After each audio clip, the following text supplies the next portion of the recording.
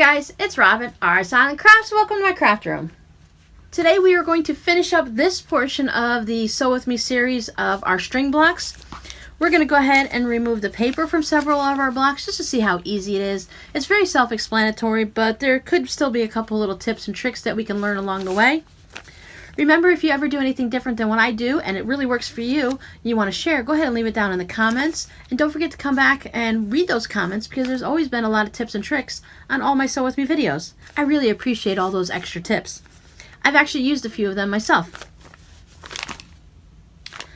Now, even though I say this is going to be the end of this portion of the series, we're still going to come back next week and we're going to start doing some different things on how to actually use these. We're going to sew them into some different projects so we can see how they look just like this. And if we do different things with it, we'll turn them into half square triangles, we'll make zigzags, we'll make pinwheels, we'll make all the fun stuff. So don't forget to go ahead and subscribe to the channel if you want to see more on how to use your string blocks, and ring that little bell and YouTube will let you know when I put up the next video. Before I start removing the paper, I wanted to mention we have the one here with fabric. We're not going to be doing anything with the one with batting because that's already done as the quilt as you go. So you're just going to take your next one that has batting in it also, and you're going to stitch it together. This is, like I said the other day, pretty thin. You could use it with your fabric one if you wanted. And these all have the paper. Now what I wanted to say is when you get to the fabric one, let's say you went ahead and you went crazy and you made 100 of these blocks and you put 20 of them together in a 4x5 setting for a baby quilt, and you realize I really don't like having the fabric back there. It was too heavy with the batting, or I didn't like it without the batting and it just didn't work for me. You didn't like sewing it, whatever. So you want to use these but you don't like that fabric in them.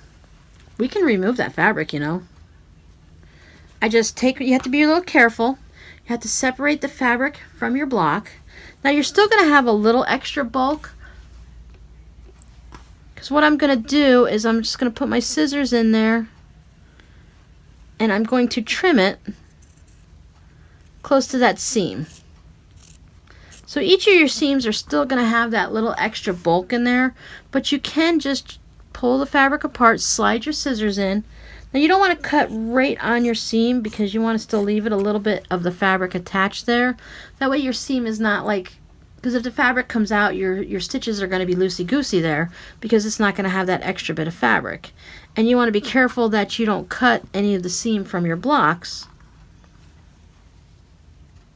So you can just run it through.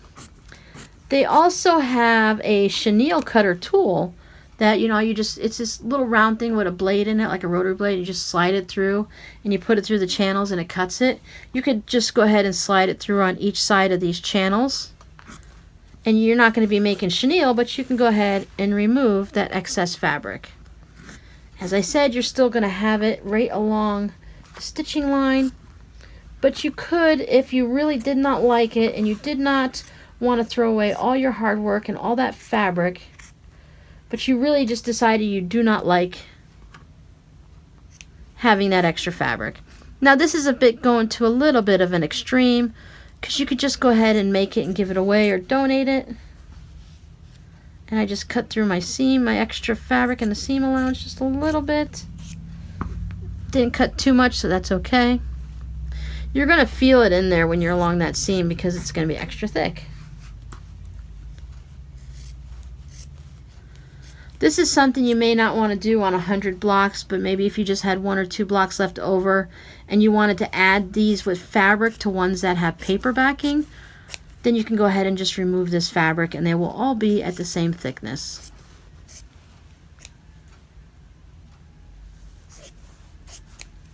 As I said, a bit extreme, but sometimes you just have to do that extreme when you really need to use something and you only have 1 or 2. So now it's, other than in the seams, you do have, like I said, that one extra piece of fabric in there, so you have 3 layers in some spots. But now you're almost as close to being equal to one that doesn't have any paper in it that's been removed. I really think I would only go through that process if I had 1 or 2 blocks left over and I didn't decide to do any more fabric foundations. So we're going to go ahead and set that one aside, and I'm going to set aside the one that has the batting. And we'll just go ahead and bring in the ones that have our paper piecing. Just bring in the ones that have the paper backing. Let's start with the foam book. Now remember, when we stitch these, we shortened our stitch length, so it's going to perforate it a little bit more. You just go ahead and fold it and run your fingers across it, and it just pops right off. Sometimes you can give this a little bit, kind of push with your fingers underneath and kind of give it a pull here, and it'll just pop right off. This is so easy that you can have the kids or the grandkids sit down at a movie, and they can just pop this off. You can put your finger in through the edge here, just run it along that seam, and it'll pop it off. Paper rips, you just go ahead and pull it out. I didn't fold this one, so I can go through and fold it. Set it on the table, and it just pulls right off.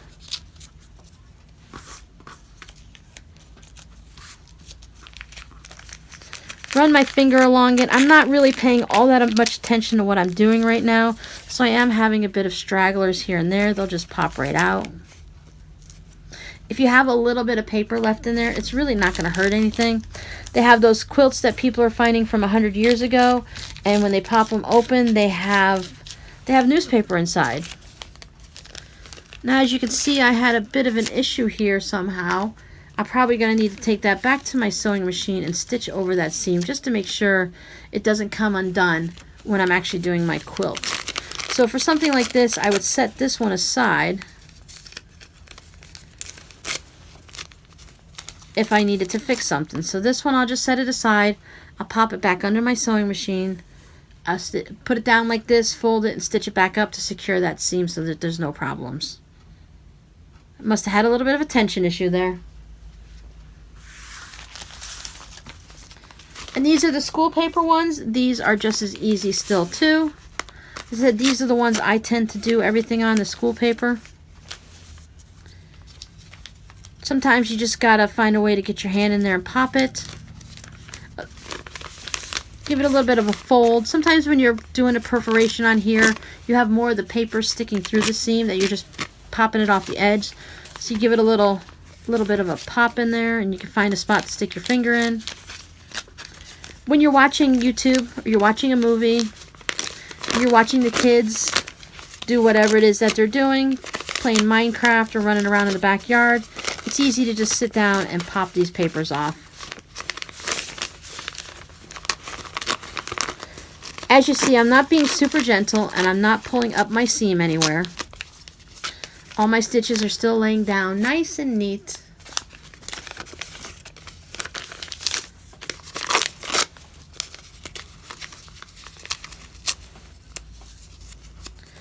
I usually don't remove my papers until I'm actually going to be making the quilt.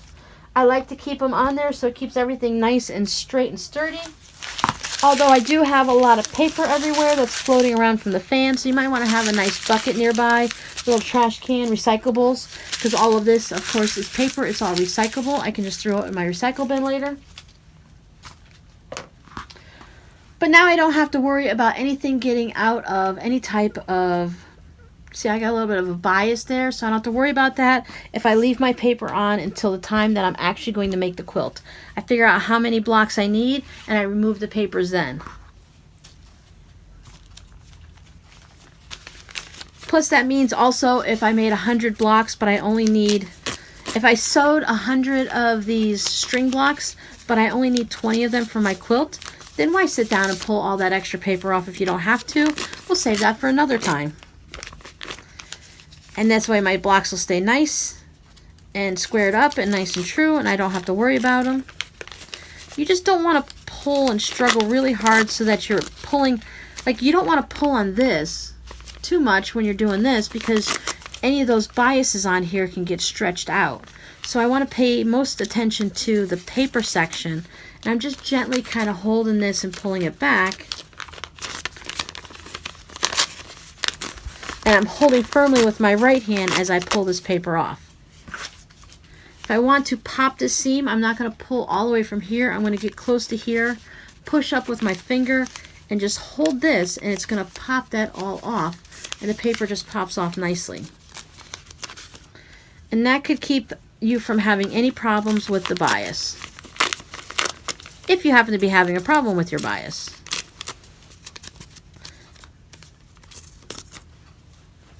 See, so removing the papers does take a few minutes of time, but it's one of those things that it is what it is. You know you're going to take some time to remove the papers, so just figure that into your project. Most of the time I just like to sit there and just sew a whole bunch of 20, 30, 40 string blocks, do it over the weekend or during the week or something, and then I just stick them in a bag or a bucket or a box somewhere, a bin on the shelves, and I let them sit there until I'm ready to use them. Now some of these could be from last week's sewing, or some of these could be from 10 years ago. This paper, I know it's not archival safe, but it's not going to do anything to harm my fabric in that short amount of time. It's more along the lines if you're going to be having your blocks sit for many, many, many years. I did pull some out that I know were at least 10 years old, and they were on the school paper just like this, and there was no problem with them.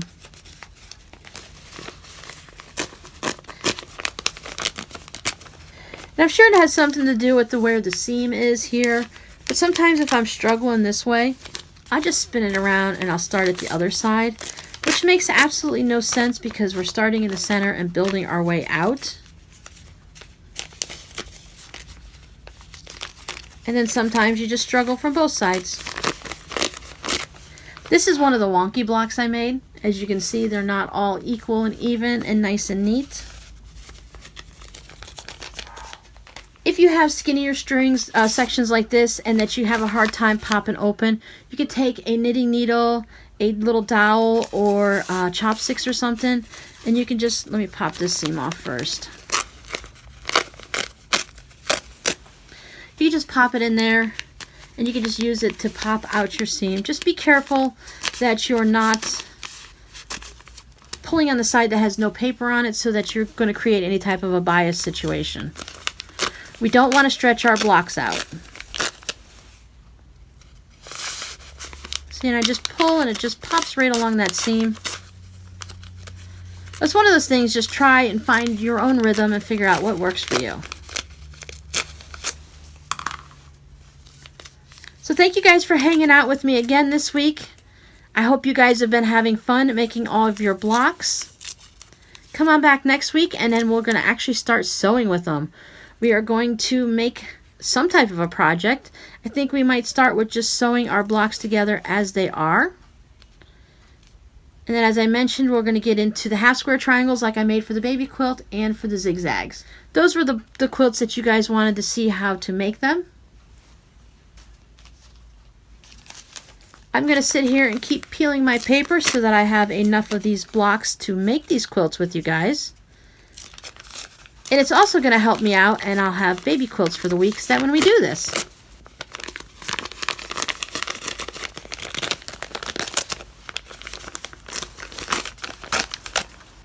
So I'll see you all guys next week. Bye!